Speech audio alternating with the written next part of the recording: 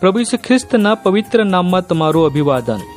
પવિત્ર બાઇબલમાં યોહાનની લખેલી સુવાર્તા તેનો 9મો અધ્યાયના 35મા વચનમાં આપણે એમ વાંચીએ છીએ કે તેઓએ તેને કાઢી મૂક્યો છે એવું ઈસુએ સાંભળ્યું ત્યારે તેણે તેને શોધી કાઢીને પૂછ્યું કે શું તું દેવના પુત્ર પર વિશ્વાસ કરે છે?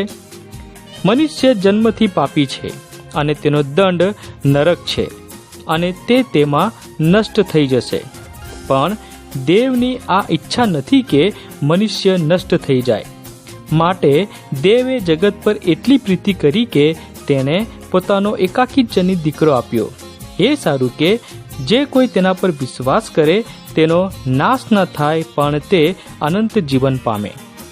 દીકરો જગતનો ન્યાય કરવા સારું નહીં, પણ તેનાથી જગતનું તારણ થાય તે માટે દેવે પોતાના દીકરાને જગતમાં મોકલ્યો છે।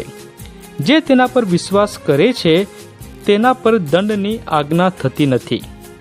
જે તેના પર વિશ્વાસ નથી રાખતો તે દોષિત ઠર્યો, કેમ કે તેને દેવના એકાકી જનિત દીકરા પર વિશ્વાસ નથી કર્યો।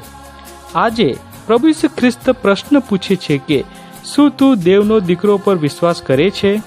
તમારો જવાબ શું છે?